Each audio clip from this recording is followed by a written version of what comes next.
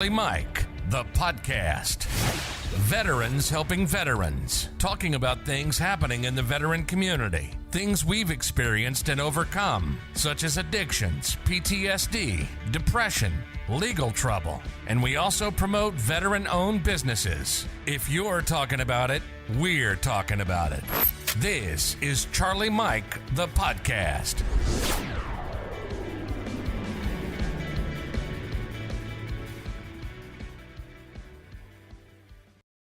Yo, what's going on, everybody? Welcome back to another episode of Charlie Mike, the podcast. As always, I'm your host, Raul, and I was going to introduce the co-host, but I don't got one.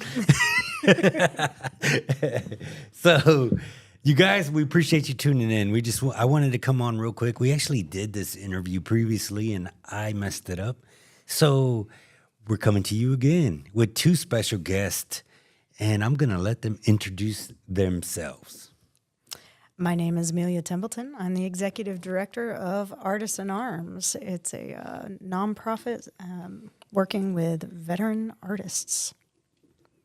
And I'm Chan Smith. I'm an at-large board member with Artists in Arms, and I do whatever she tells me to there. And art. And art stuff.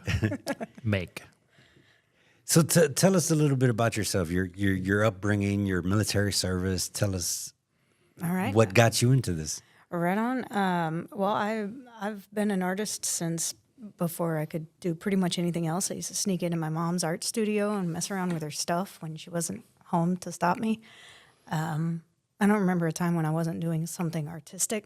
Artistic is in the family? Yeah, my mom was a wood carver and painter, and my dad is sort of a engineer savant. He can pretty much make anything out of anything. I don't know how to explain my dad. He's like MacGyver. he's MacGyver. Yeah, but like hippie MacGyver, long curly hair and stuff. He's also a performer. He used to perform out at Texas Renaissance Festival. So a lot of artistic stuff happening in my family. My grandparents are both artistic. My brother was artistic. Yeah. And then I got into theater for a while in middle school through high school.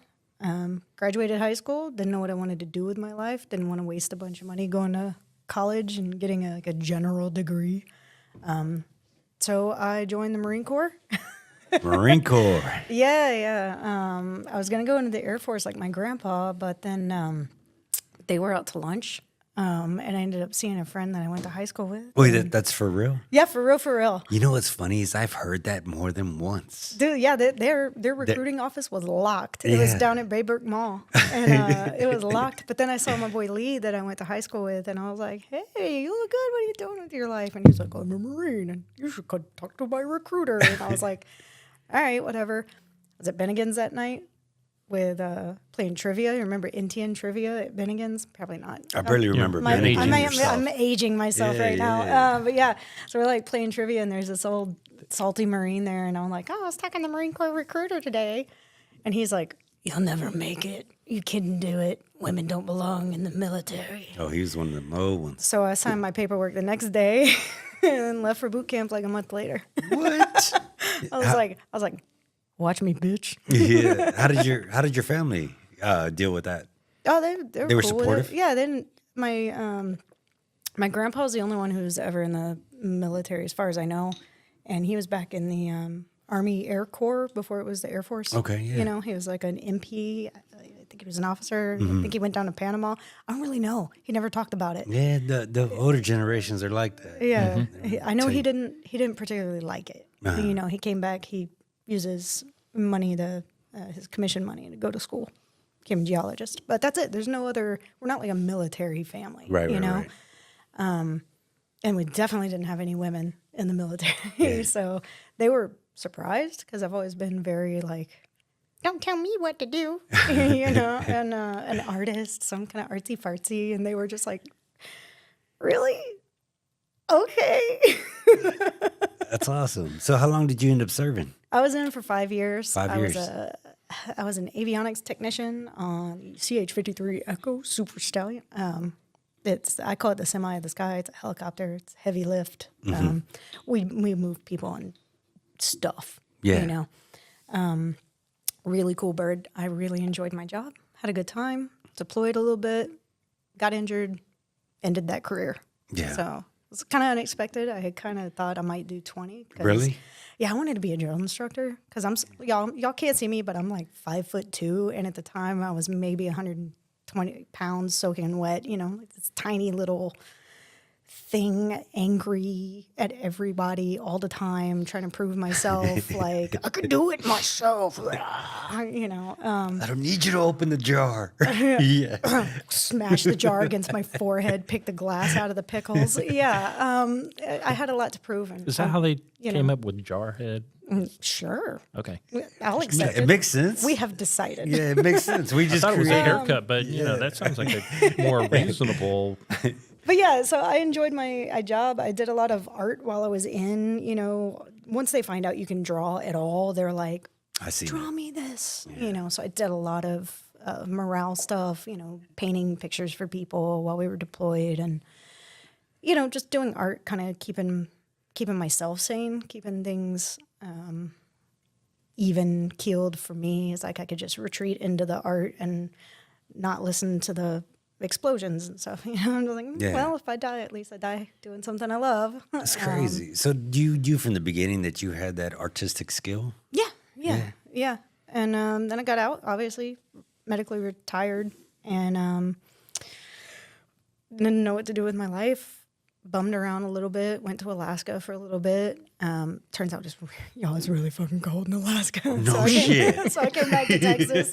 I wouldn't have guessed it. And the crappy thing is, like, I was out in what they call the bush. It's out in the sticks. Bristol Bay, if you've ever seen the show Deadliest Catch, is filmed around where I lived. So I'm like out on the coast and there's nothing. Like there's no road system. You can't get to Anchorage. You can't go to the movie theater. You're just out in this tundra town and there's nothing to do. And it's daylight most of the time? Not where I was at. So, like, if Okay. you look at your handy map of Alaska, y'all, I'm holding up my hand here. If you look at your handy map of Alaska, I was like over here. So the places that are like daylight all the time, that's like way up north. Okay. Nome So you got area. night and day. Yeah, I think our shortest day of the year was like there was still 4 hours of daylight. You know, so there's a little bit of it, but Yeah. we're like kind of even with like Canada and stuff Okay, down okay. where I was at. But Alaska's so huge. We don't realize how big it is until you superimpose Texas over Alaska, and you go, oh. One of the A things, lot of coastline too. dude, so Lots. much coastline, and most people live on the coast area. Like the interior of Alaska is pretty much just weirdos and bears and moose. Sorry for all you off-grid folks that are listening to this podcast. So I have a question. Like when I Yeah. think of Alaska, I don't think seasons. Do they have seasons? Mm-hmm. So there's not always snow there all the time. I mean, again, it depends where you're at. So if Okay. you're up in like Nome, then yeah, it's mostly snow and they've got the like 40 days a night or whatever. I don't know. I've never been there. It's colder there. So this is a podcast studio right here, and we do another podcast with these guys called Grab 'em in the Brisket. And my job is to I produce it, so I'm in the back checking the statistics and things that they say. Yeah. So he's like, you know, if you go to Alaska, you got like an 80% chance that you'll get attacked by a bear. And I was like, yeah, that makes sense. And I didn't check it. And then like they went somewhere else to another like barbecue festival, and somebody from Alaska came up to him and was like, "You guys are idiots." Got that all. Got that all wrong. I will say though, like when I was there for around 2 years, and we did have a guy whose dog got eaten by a bear, which was really sad. And then there was a lady whose dog got carried off by an eagle, and we have those here too. So look, danger's What? everywhere. Keep your dogs inside. That's Eagles what I'm are saying. everywhere up there. Oh, Bald yeah. eagles Yeah, everywhere. yeah. They're like trash birds. And yeah, they're obnoxious. They're everywhere, and they get into your stuff. Bears are the same way. They're like raccoons that can kill you. They have the same personality. Like if you leave your trash in your car, they will like tuna can your car to get your trash out to like dig in it and see if there's good food.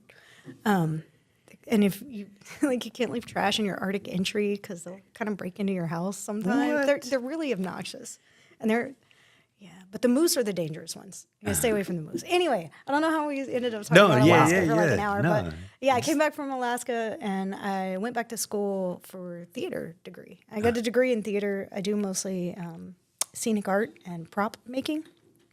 I like acting, but it's not my forte, I guess.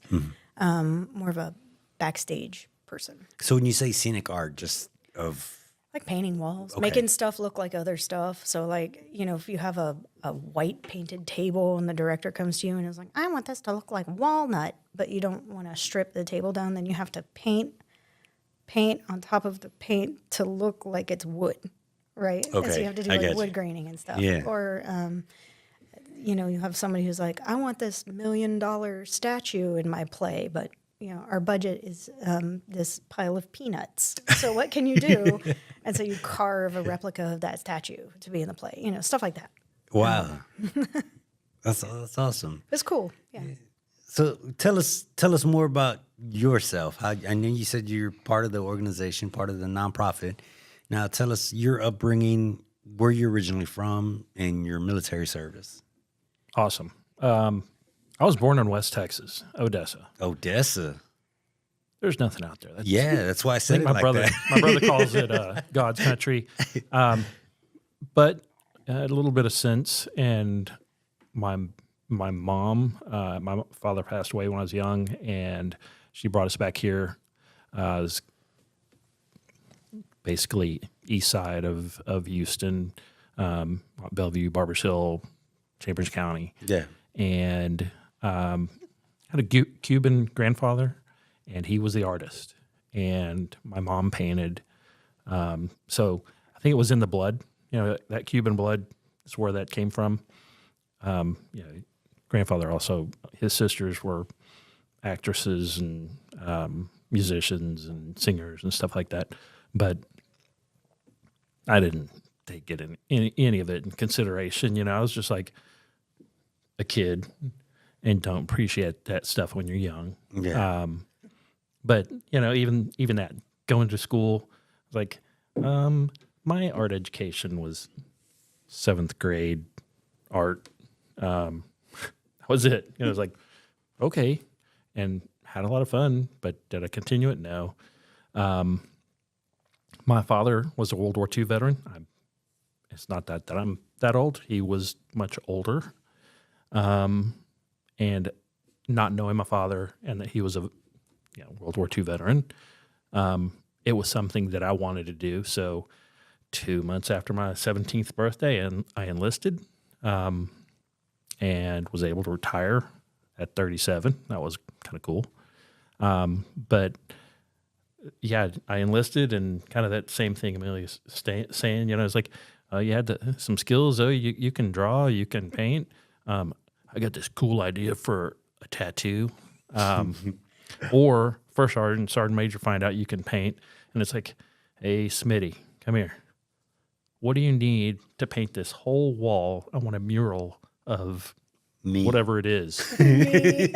Well, Strut like on unit horse. patches and, First Armored Division, Old Ironsides. He wanted a painting of USS Constitution in a day, like a day room. I was like, you want to paint a ship on the wall in an Army barracks? And I was like, well, okay, so got me out of some crappy duty, as a PFC.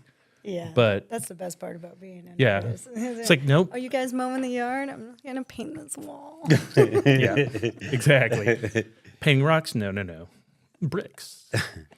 Yeah, but I got out, the enlistment ended, and I was like, I'm going to go to college. And while I'm in college, I actually met a friend of ours, Lewis Medina, in a National Guard unit. And while I'm in the National Guard going to college, and there's like this 13-year-old kid, and he had a dot on his cap. And I'm like, what's up with this kid? I'm like, oh, he's an ROTC at the University of Houston. I was like, I go to University of Houston. So I went over and talked to him, and I'm like, So I got in the senior ROTC program at U of H, got commissioned with a waiver because I was already old from prior service. So I got commissioned after 12 years of enlisted service. Didn't get the branch I wanted, really. I mean, I didn't know what I wanted to do, even as an officer. Became a quartermaster, which is supply and services. Had a lot of fun, a lot of stress. went ahead and decided to retire right after 20 years. Really is a couple months after my oldest son was born. And I was like, it is not the time to have kids and be in the Army. And, you know, how many deployments happened after 2007? So, yeah. That was the push. Yeah, I mean, we were doing 18 months, man. Yeah. Oh, and I had the opportunity. Yeah. I had actually busted up my knee pretty good. I had to have surgery on it. So I didn't deploy with my unit at one point, and I was like the rear detachment commander. So I had all the people that stay back on rear detachment. All the squared away soldiers. Yeah, yeah. A-team. Yeah, the A-team. So a lot of fun. And then, got squared away for deployment. And I'm like, 20 years later came, and I was like, I can retire now. It's time. And they're like, well, we can send you over, and you'll be back in an airfield as a logistics officer for an aviation brigade. And I'm like, or Yeah, I can go home. or I can hang up that uniform. So I did that. Then brilliant idea. Also, Lewis suggested it. I went and taught JROTC as a retired Army officer, and I went over in 5th Ward and taught it at Wheatley High School, which did not have a theater program, by the way, which I thought was really interesting. Mm-hmm. They had an art teacher, and then everything else was band, marching band. Well, it supports the football team. So. Yeah. Well, and it's also very underserved community, and the few resources, were very spread thin. And the art teacher there, great guy, he bought everything himself. And we'll talk about that, right? We'll talk about that, yeah. So, but it was really, I would say, in uniform, it was the hardest job I ever had. Teaching underserved young people, the value of service. Right. Especially when they come from a community where they're usually recipients of that service. Mm-hmm. But it was too much for me.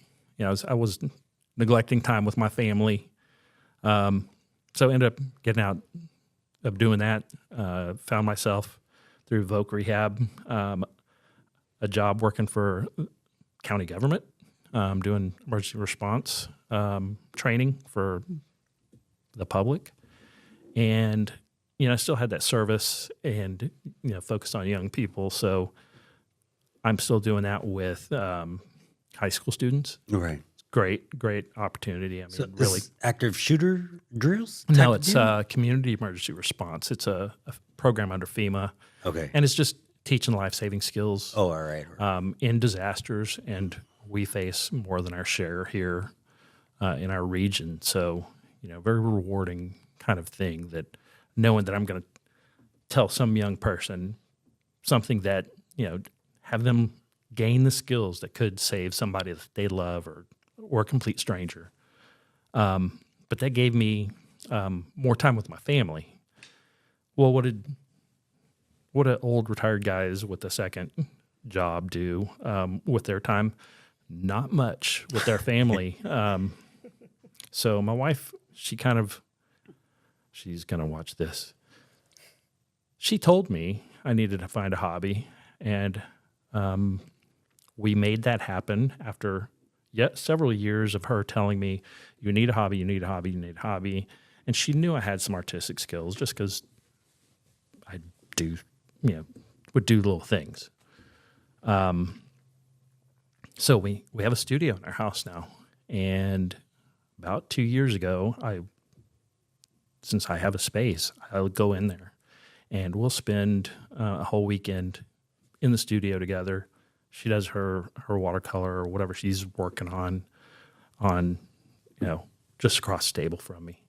And it's great quality time. And it really is helpful for me. It's a decompression. It's an outlet. It's something I really just enjoy doing. And as far as art goes, what I do is I do those props, but I do them much smaller.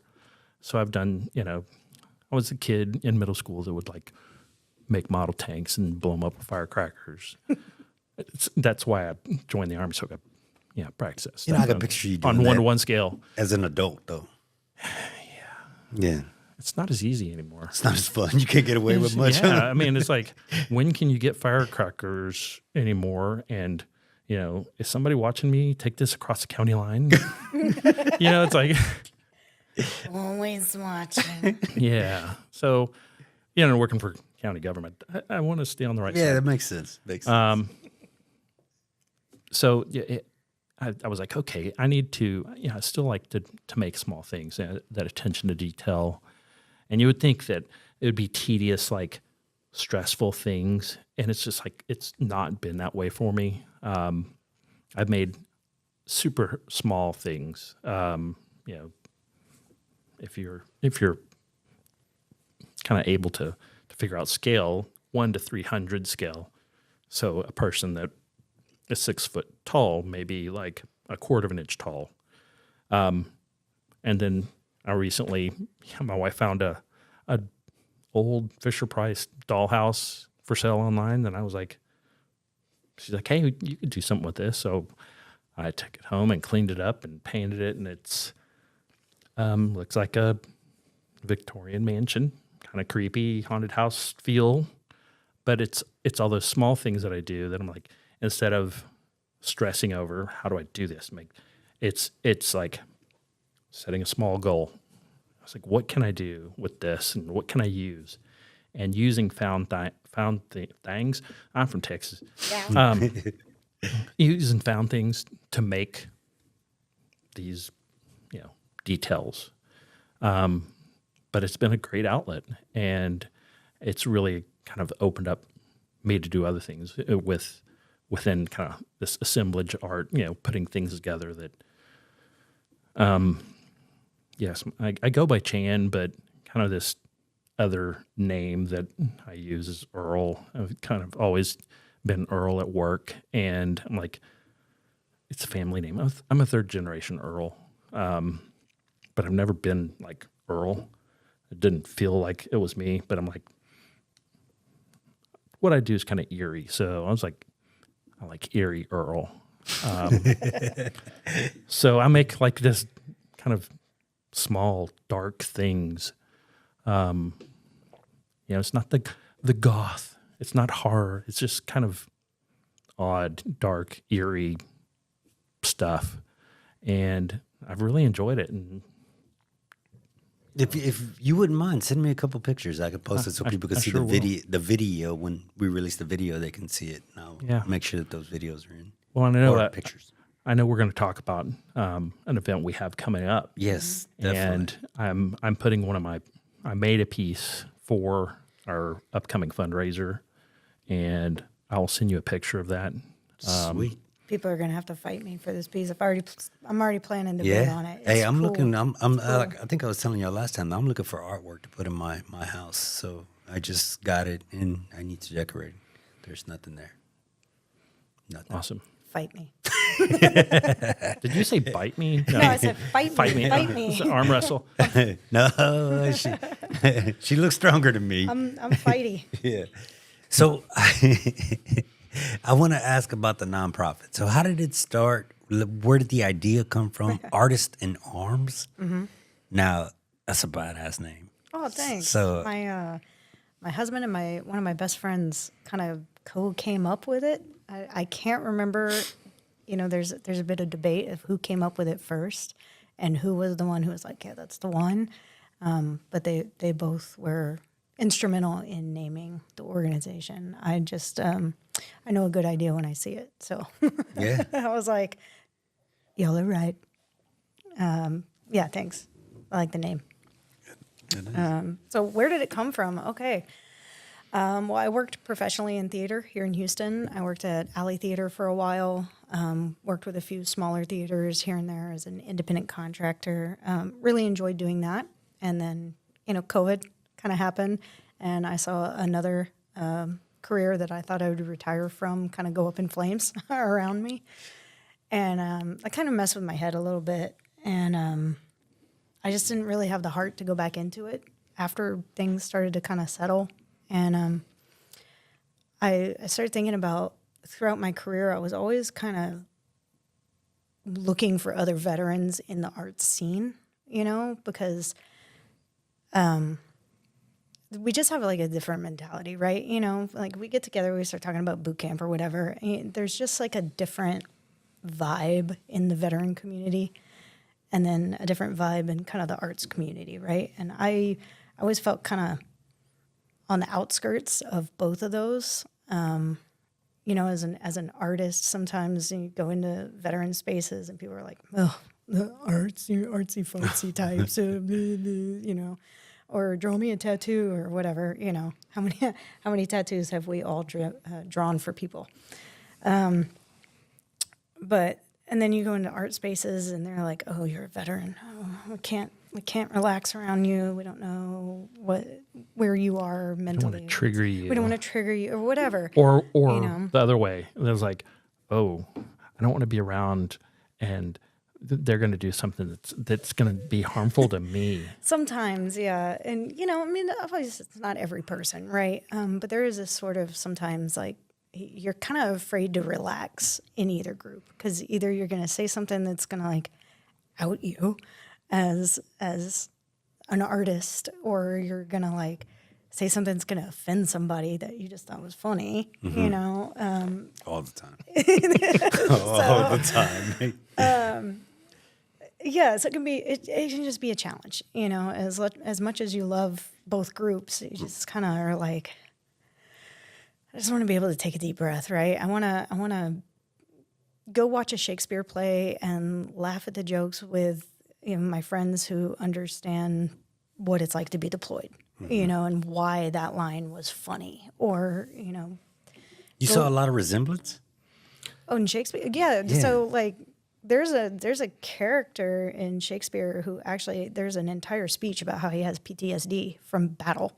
What? Yeah, man, like, we have been dealing with this stuff for thousands of years. There's a Greek play, its name I can't remember right now, but it's sort of tied into like the Iliad and the Odyssey. And it's about this character who's injured, right? He gets a foot injury and it won't heal. And so Odysseus and his crew, they decide that this guy's bad luck. So they abandon him on an island. They just boot him out and they leave him and they sail away. But this guy, Philoctetes is his name. That might be the name of the play. Anyway, Philoctetes is left on this island and they only leave him with this like magic bow. And he's like this amazing archer. And then they go throughout this war and they're like getting ready to, might be the Trojan War. I'm not a scholar, so I could have some of this messed up. You could say it and I'd agree with you. I'd be like, yeah. But somebody's going to be listening to this and be like, "That's not fucking true. That's not how it happened." Anyway, so forgive me if I get some of this wrong, but Philoctetes is left there with his magic bow, and he's like blessed by Athena or somebody. Anyway, they find out like 10 years later that they're not going to win this war without him and his magic bow. Well, without the magic bow. So Odysseus and his crew are like, "Shit, man, we got to go back and get Philoctetes. I bet he's pissed." Yeah. And so this whole play is about like, they go back to get him and he's pissed. He's been abandoned, right? We just realized you were gone. They're like, "Oh, sorry, bro." And they're trying to like trick him into giving them their bows so they can leave him again because his foot's still We messed really up. miss you, but can you go ahead and bring your bow? Right. Don't forget your bow. Sorry, buddy. How you doing? Anyway, Been practicing. so this theme of this guy who's injured and left behind by his crew, and he's going through all this stuff about he has this PTSD and he's like really upset and he feels abandoned. And I'm like, I was injured. My foot got hurt and I got kicked out of the Marine Corps because they broke me and I feel left behind and abandoned. And they always say, "No man left behind," but I got left behind, right? And like, so there's this play that was written like 2,000 years ago or whatever that I'm connecting with because I have the same injury as this guy, basically, or whatever, the same experience or similar experience, right? Anyway, all of that is going to bring me back around to like throughout history. Like if you look at our oldest cave paintings here in North America, they're scenes of battle, right? They're scenes of hunts. They're scenes of the colonizers coming over and like killing people, and it's it's a way for the people who fought these battles, whether it was hunting or war or skirmishes or whatever, to tell their stories when they come back home to their family, to their friends, and they're leaving this history behind of what happened. And sometimes they're the victors and sometimes they're the losers. But they're connecting and they're telling their stories. And that is our oldest art, right? That is the oldest art in the world. And then you look at like, again, the Iliad, the Odyssey, it's all about these battles and these relationships between the people who fought and their families, and like what happens when Ajax is killed, and how does that affect, what's his name? The guy who goes crazy because Ajax is killed. Anyway, it doesn't matter. It doesn't matter. But Tom. Yeah, Tom. I mean, Brad Pitt played him, and he was real cute. Anyway. Oh, no, I don't know. It's on the tip of my tongue. No, so. it's right there, and I feel real stupid. know. I feel really stupid right now. But yeah, and Shakespeare wrote about PTSD and Hotspur, and Hotspur's wife is actually the one giving this speech about Hotspur can't sleep, and he's having these flashbacks, and he needs to like get right with himself, or their family is not going to survive, right? And so many of us are dealing with a lot of these things still today. Like, this is not new stuff. It's just new ways of talking about it. So I was looking for those connections. I was looking for people, for a community of people to share my stories with, to be like, yeah, I was in this combat zone and I have all these feelings about it, and I want to paint a picture, or I want to watch a play and then I want to joke about it. And, you know, I want to, whatever. I just want to connect with people who will get it to some degree, who have a similar life experience, you know? And sometimes I just want to do stuff for fun and not have to worry about, like, am I going to say something that is upsetting to somebody, right? And I wasn't finding it here in Houston. I could find it in LA, I could find it in New York, Chicago, Austin. All these places had some sort of arts programming for veterans, but Houston didn't really have it. We had an organization that kind of started, and then the founder moved, and it just kind of didn't happen. And that's kind of as close as we got. And like, there's art therapy. You can go to the VA, you can do art therapy, right? But there's not just like groups of artists getting together and doing stuff, you know?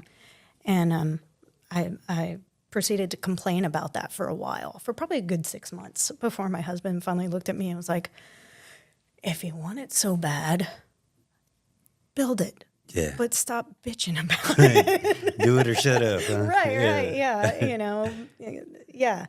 And I was like, well, I can't do that. I don't know how to run it. I don't know how to do something like that. I'm an artist. What do I know? You know, I paint, I sculpt, I make things. I don't know how to do that. And he's like, all right, well, I don't know what to tell you.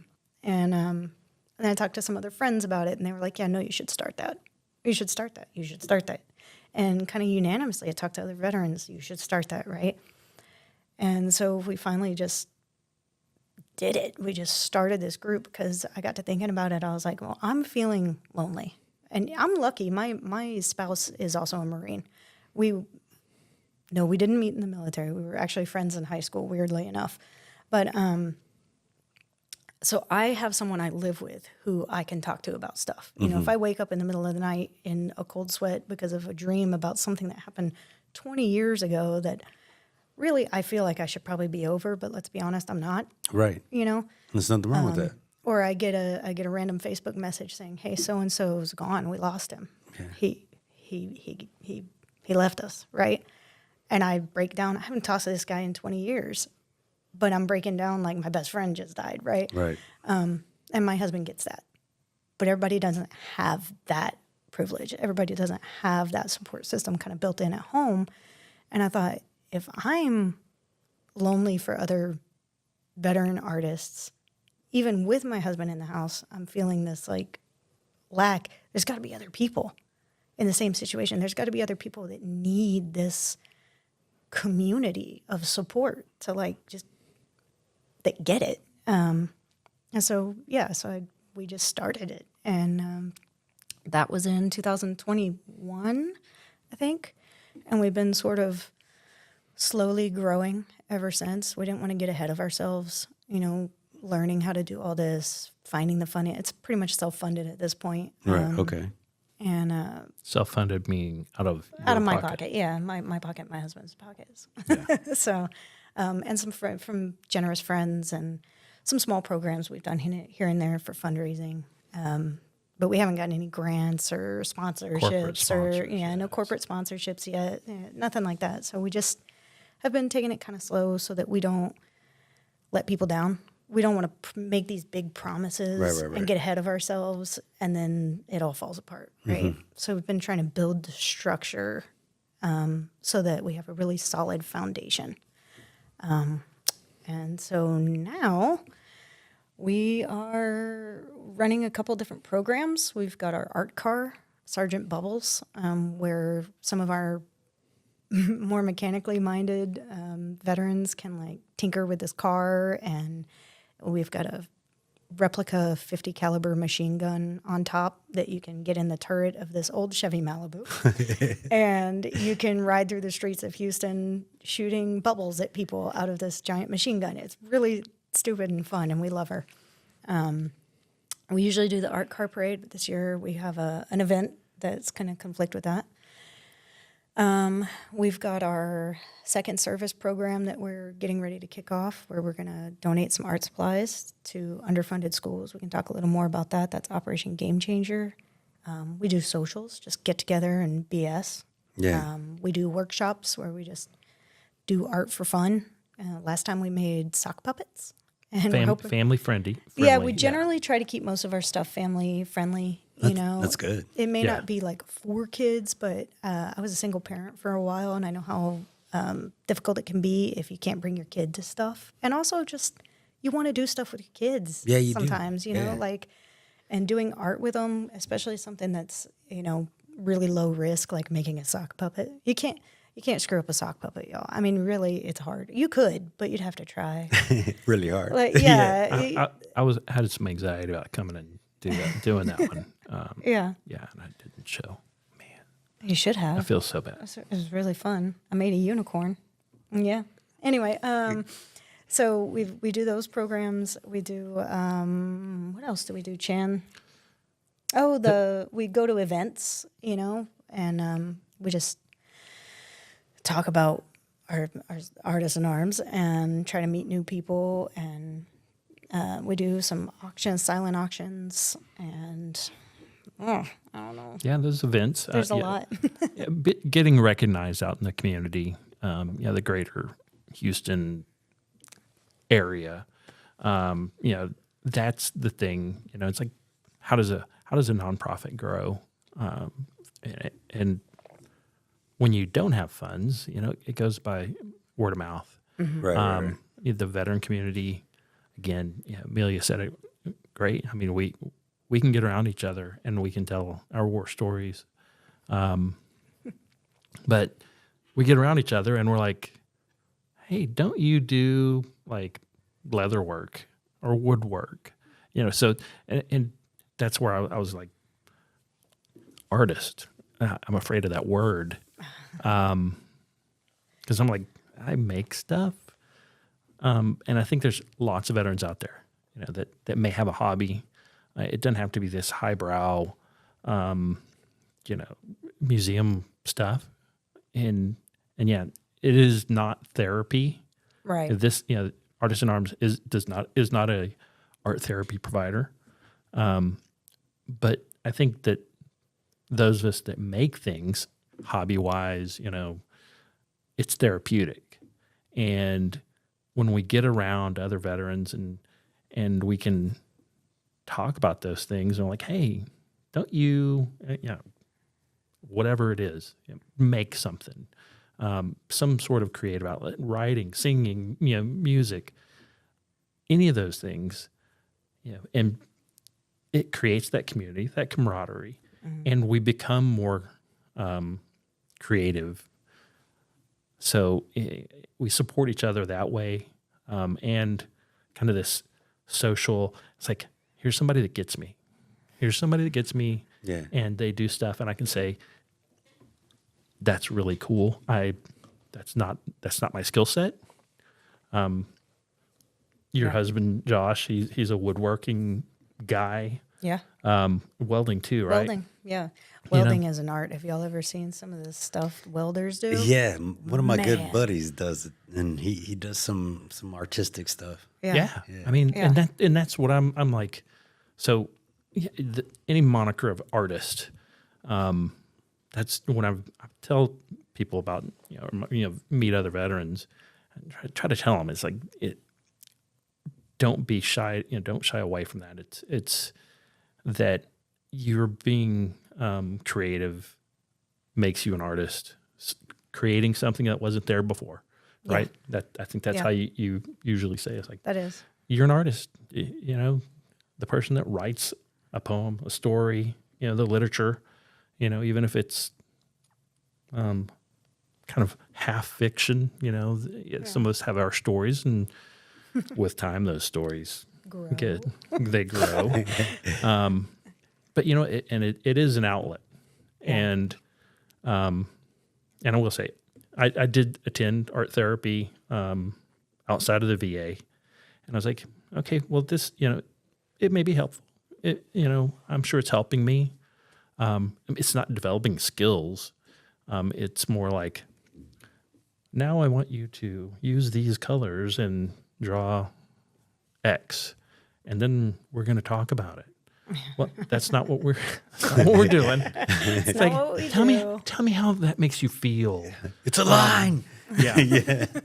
Right. Makes me feel like I don't want to be here. Right. So, I was just like, more freedom of creativity. I like to say it's low risk. Yes, low risk. It's low risk. Like, you're not going to come to one of our events and we're going to be like, now, Raul, I want you to make this sock puppet, and I want your sock puppet to act out your feelings about XYZ event, right? We're just going to be like, we're making sock puppets. What do you want to make? And you're going to be like, I want to make a spider. And I'm going to be like, bet, we can do that. I'm going to help you make a sock puppet spider just because it's for fun, right? And the act of creation in itself is therapeutic, even when it's not intended. Because what do they teach us? Ultimately, when we are in boot camp or whatever the rest of y'all call basic training, what are they? Training. Basic training. All right. Whenever we're in basic training, Basic combat training. what are they? Fucking Marines. Honestly, what are they teaching us? They're teaching us to destroy stuff, right?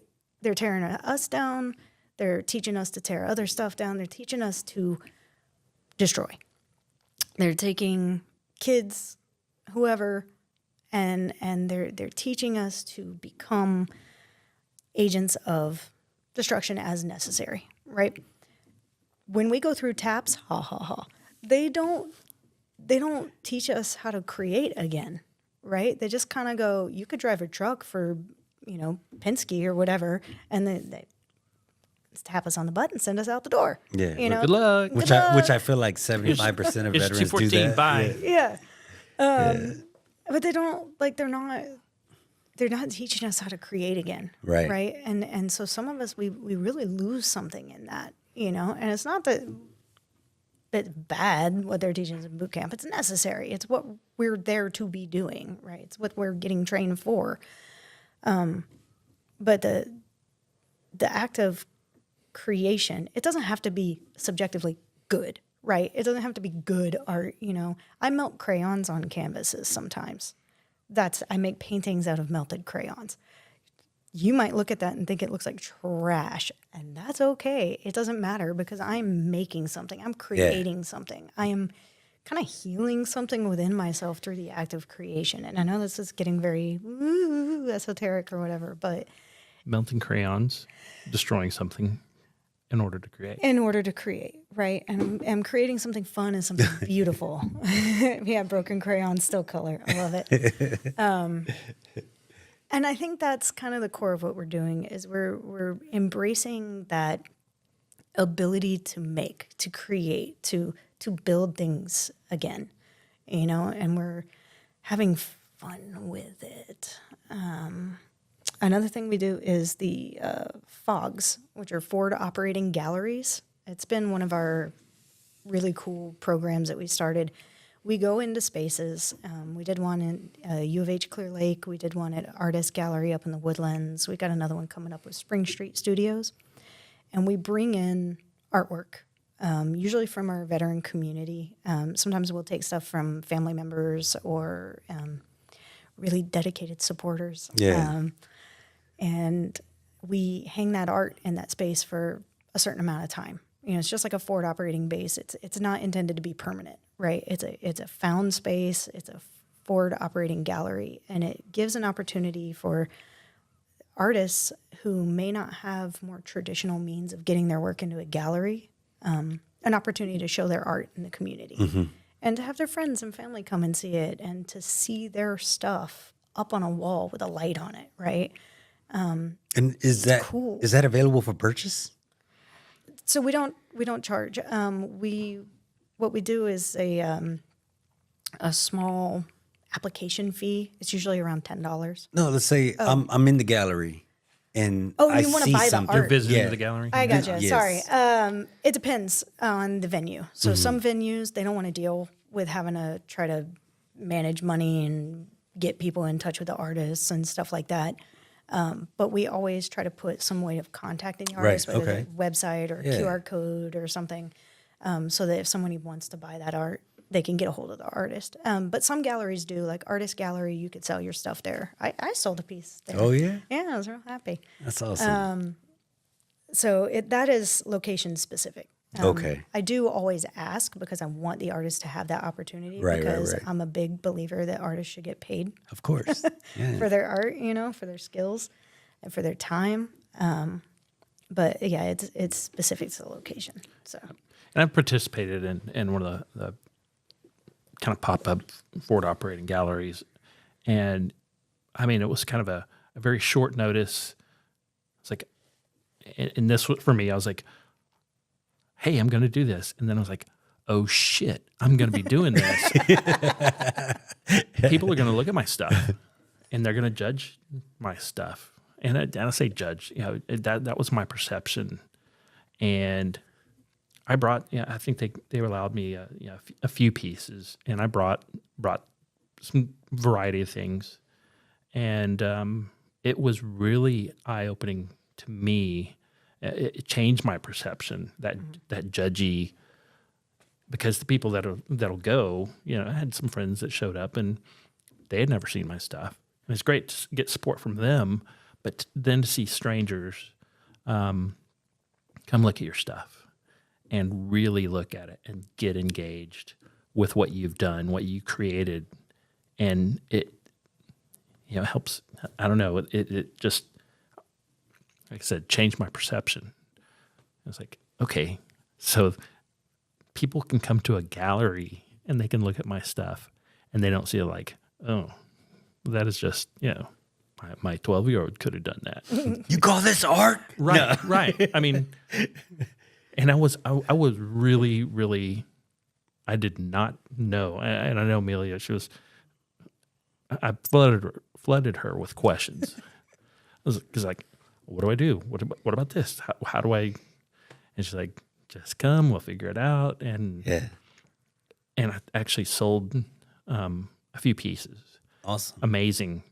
Just like, whoa, somebody liked my stuff enough to buy it. yeah, You said with money? Yeah, like, I mean, okay. And yeah. even how many times have I asked you, well, how do I price this? Yeah. And yeah. guess what I do? Google how to Google it. price. Because I don't know either. In fact, that's a workshop that we're gonna work on presenting, is like helping artists, especially non-traditional artists and artisans, Makers. figure out how Artists to price and their artisans? stuff. Artists and artisans. So a lot of people hear, like Chan touched on it earlier, a lot of people hear the word artist and they think painting, drawing, maybe sculpting. That's it. Okay. That's kind of where it Museum goes. stuff, The number of times people have said, oh, I'm not an artist. I can't even draw a stick figure. And I look at them and I see that they have designed and hand built an entire Elizabethan gown. And I'm like, buddy, Yeah. Okay, I got you. you are absolutely an artist. Yeah. You just don't you're thinking too small. You're Right. thinking too small. So one of the things we want to do is actually expand the definition and the acknowledgement of what is art and who is an artist. Because I don't know if you've ever had a really bad cup of coffee Oh yeah. Or beer. We're in the, yeah. or a really good cup of coffee. Oh, Right, roasting coffee beans, that's an art. Because you got to know just the perfect crack and everything, right? There's all these classes you can go take. There's like coffee sommeliers and stuff. A really well brewed beer, that's an art. Baking is an art. Welding is an art. Designing buildings is an art. Yeah. You know, like you Making tell a me podcast. making a podcast is an art. You tell me a career, I could probably find the art in it. Like Makes because sense, yeah. creativity and artistry is not limited to drawing. You know, that's a big soapbox item I have is getting people to acknowledge, yeah, you are an artist, man. Like you designed a car. Like you designed an entire car, right? Or whatever. I don't know where I was going originally, but My wife calls them tangents. yeah. Tangents. Yeah, my not a tangent. Train but of a thought tangent. derails and goes Yeah. off this way. Well, there's a couple questions I want to yeah. ask y'all. Okay, so tell me a little bit about the supplies. You said y'all do a thing about school supplies? Oh yeah, Operation Game Changer. Yes. That's our newest program, really near and dear to my heart. I told you I did theater in high school. There's a thing that you do in Texas called one act play. It's kind of like the playoffs for theater, right? It's our big competition. A lot of funding for your drama department can kind of ride on how well you do at one act play. It's UIL. It's all the UIL rules, just like in football and everywhere else, where you have to keep your grades and attendance and all that stuff. The thing about one act play is it's really stringent rules, including the set you can use. And they have this thing called a basic unit set. It's these certain pieces of geometric shapes. And it's like ramps and platforms and pillars and doors. And they have to be very exacting measurements. They all have to be painted medium gray. It's a very specific color.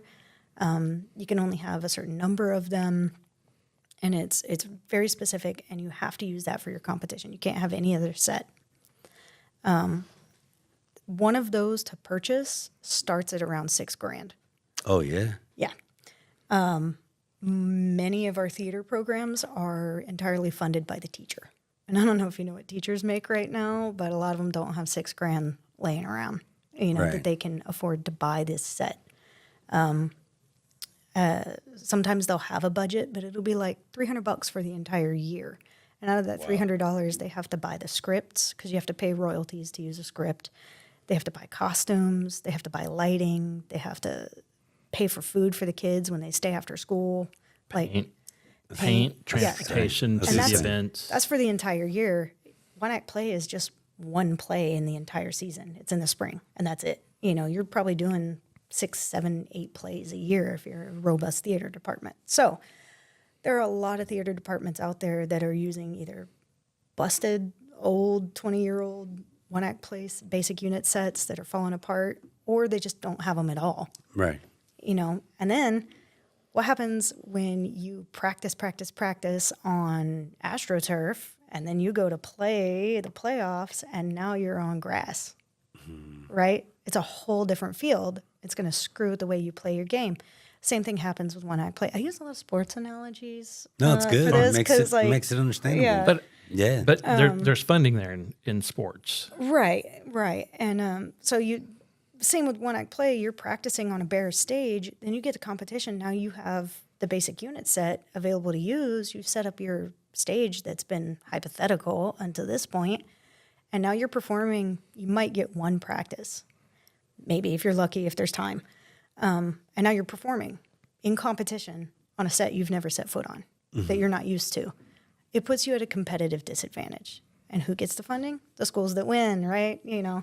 So these The rich get underfunded- richer, I think is how Yeah, it kinda these goes. underfunded programs remain underfunded because they're, and it's not always. Some people they do fine and they, power through. But it's problematic, right? So this whole Operation Game Changer idea came when I was like, well, what if we built a basic unit set and donated it to a school? Well, buying the lumber, finding the people to construct this thing, buying the paint, that's a lot of money, right? That's a couple $1,000s in itself. So then I was talking to a friend who's an art teacher, and she was talking about how, she couldn't afford to buy watercolors for one of her classes, and she was going to have to go and like put it on her credit card. And I was like, that's BS. The school should be providing basic art supplies. And another friend of mine was like, oh man, that's nothing. He teaches workshops for drawing. He goes into schools. They don't have pencils and paper in their art class. Wow. There's nothing. Imagination. Yeah. So. Well, and even I think those of us that have kids that have, kind of gone up through the public schools, and you find it's like, oh yeah, there's a fundraiser. You're allowed to do this fundraiser and this fundraiser. Okay, that's great.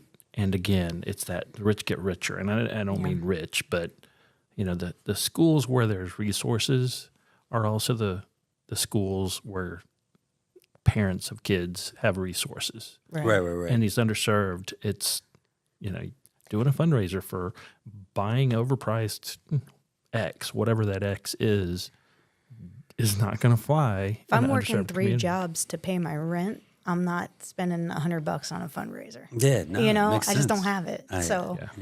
So our idea is to start a little smaller with Operation Game Changer. We're going to start building these supply packs. And what we're going to do is we're going to have a little survey on our website that we can send out to teachers, and they'll be able to tell us like what supplies they need. They'll be able to apply for the program. And anybody who is approved through the application process, start small, probably just do a few a year, they will receive a supply pack with a certain amount of supplies in it, whatever it is they need. It'll be a monetary value. We'll shop the supplies, we'll pack them up, we'll bring them to school, we'll donate it. And that's the program. And it's really cool. It gives our veterans a second service opportunity, because second service is hugely important. A lot of us were service-minded. That's how we ended up in. Yep. We wanted to help. We wanted to make changes. We wanted to do something. And then that doesn't change when we retire or get out for other reasons. We're still, a lot of us, looking for those opportunities to serve our community. Service after service. Service after service. And so this is our program that we're instituting where we can give back to our community. We can serve the artists of tomorrows by providing the tools they need today. I love it. Right. Is that an active program right now? We are, we're about to have a fundraiser, actually. We're trying to raise a few $1,000s so we can kick it off. We'd love to do 10 schools the first year. Yeah. We're thinking about $300 worth of supplies per supply pack, just to get these teachers started, get them their crayons, paper, pencils, whatever they need. That would give us $3,000 would do 10 schools at $300 a piece. So tell me about the fundraiser. The fundraiser. You want to tell them, or you want me to You keep going? get going. I'm on a roll. All right. And its You name? fill in when I forget stuff. Yes, I will. All right. I'll punch you in the arm. And All right. Our upcoming fundraiser, it's going to be on April 7th. April 7th. It's called Crawfish and Colors, because, again, we're Marines, and it's crawfish season. And and I think colors has a dual meaning. it has I went and dual dropped meaning. off some flyers at a location, and one of the employees there was like, I dropped them off and then just kind of eavesdropped afterwards, and they're like, colors? What if they're colorblind? I'm like, you sell art supplies here? People that, if they're going to buy art supplies and they're colorblind, it doesn't matter. It's just like, why? But for me, when I saw Crawfish and Colors, crawfish, pretty obvious. Colors. What do we call flags? Yep. Yeah. With friends, Colors. the military is colors. Right. And That's our dual meaning. What is our art? It's like a lot of us use colors. So I was like, Yeah. I think it's cool. Yeah. It is. It is. That's I try to be I clever said all with that our just names. to say that's cool. I try to be really clever with our names. Wait, that's y'all. creative, Thank you for right? appreciating it. It's artistic, Yeah. creative at least. So Crawfish and Colors, April 7th. It is a Sunday. It's from 11 a.m. to 3 p.m. It's intended to be a day that people aren't already super booked with a million things going on, because every kid's birthday party is on Saturday morning, Saturday afternoon. Yeah. So we did a Sunday. The event will be at Senate Avenue Brewery up in Jersey Village area. It's like Beltway 8 and 290. Yeah. 290 and Senate Avenue. And Senate Avenue, yeah. I mean, yeah. there's an exit for it. So. There's an exit for it. It's actually a veteran-owned and operated brewery. Wow. Yeah, so the guy who owns it and runs it is a veteran, and I believe his brother is also a veteran. And they have good beer, y'all. If you're not a beer drinker, they also have non-alcoholic options. They have wine and hard seltzers and all those things. But they do actually brew their own beer at the place. It is family friendly. There's a patio. There's food where you have the Crawfish Company, Bayou Boiled Seafood coming in. That's also veteran owned. He's going to be cooking the crawfish fresh for us right at the event. Every ticket will come with 2 drink tickets for our general admission. And I believe a pound of crawfish for the general admission. I can't remember. Yeah, no. Yeah, we just changed it, but you know what? It's on the website. On the website. Yeah, you can find out. What all is the details website? there. It's www.artistsinarms.org. That's the easiest way. We're also on Facebook and Instagram, so you can find us there. Artists in Arms. And links to purchase your tickets. Links to purchase the tickets are posted all of those places. Yeah. And what else about the event? Or even donating. I'll say that because of the programs, people I found that do have conflicts. And if they want to support, they can still go to that same website. They can say, "Hey, I want to put X number of dollars over towards this Operation Game Changer to get some art supplies to kids," and that's where their money will go. I mean, that it's that kind of thing. So, yes, we hope to bring in veterans and supporters of veterans to the event. Come hang out, and we're going to have some a silent auction. Ooh, yeah, we got some good stuff. We got some Crawford box tickets for an Astros game. We've got an annual family pass for 5 for the Houston Interactive Aquarium. We've got some one-of-a-kind art donated by our very generous veteran artists that's going up.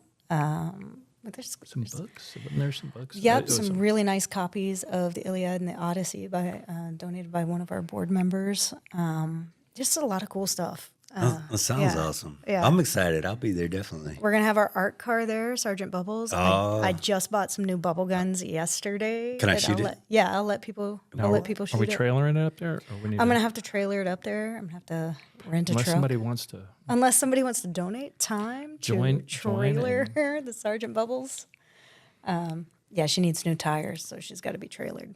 So if somebody wanted to donate, is there a donation link on the website? Yeah, it's through the platform GiveButter, so that it's nice and secure. Okay. And it's we have our tickets for sale through that. We also do donations through that. We keep it really centered so that we're not, you got to go to PayPal for this and you got to go over here for that. So it's all on GiveButter, and the links to that are on the website and on our socials. Sweet. So if somebody wanted to reach out to you, what would be the best way they could do that? Email. Email? Yeah, info@artistsinarms.org. Awesome. Yeah. Y'all have any closing remarks you'd like to say? I got one thing, Go and for it came from when I was in Desert Storm. They had this any service member mail, and somebody sent me an article from a newspaper, and I cut it out, very small thing, and it was just a quote. It said, "Freedom for those who fight for it has a special meaning the protected will never know." I still carry that clipped out piece of paper, and that freedom that we all fight for, have fought for. I think it is something that the protected, that makes us something different in our society. So to all the veterans that are out there, you hear it all the time. Thank you for your service. I understand your service means more than just a simple thank you.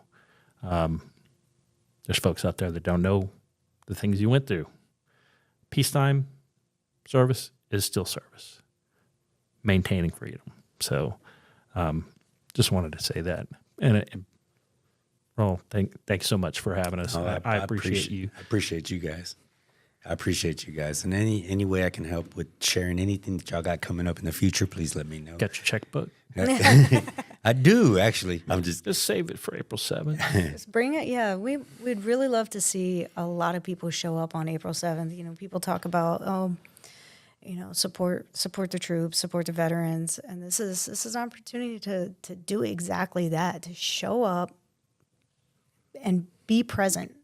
Get to know our artists, spend some time with us, see what we're working on. We're going to have some art on display from some of our artists. We're going to have some art there that you can look at. We're going to have some artists there speaking about kind of their experiences, and what we're doing and what it's meant to them, and how they got into the arts. And we've got one guy who's got a really cool story. And we'd really love to see some faces out there, to see our community come together in person and hang out with us, man. It's a kickback. It's the anti-gala. Very cool. It's an anti-gala. You don't have to wear a tux. You wear your stretchiest pants. You can wear a tux if you want to. Look, I'm gonna show up in a tux. Oh, it depends how hot it's gonna be. It's Crawfish April. bib on your tuxedo. I'm gonna be wearing my stretchiest pants to see how many pounds of crawfish I can eat. But yeah, that's what we want. I just want a designated driver. You guys, again, honestly, I really appreciate you guys coming out, and thank you for sharing the information. And like I said, I'll push it out on websites, and we'll get it all going. As always, we appreciate you tuning in. Be sure to like, share, subscribe. Hey, remember that if you ever need any help, please reach out, 988. Press 1 if you're a veteran, and you can also text it, and they will respond if you're in a crisis or you just need someone to talk to. As always, I'm here as well, and reach out to your brothers and sisters. They'll pick up the phone. As always, thank you again for tuning in. And Charlie, Mike,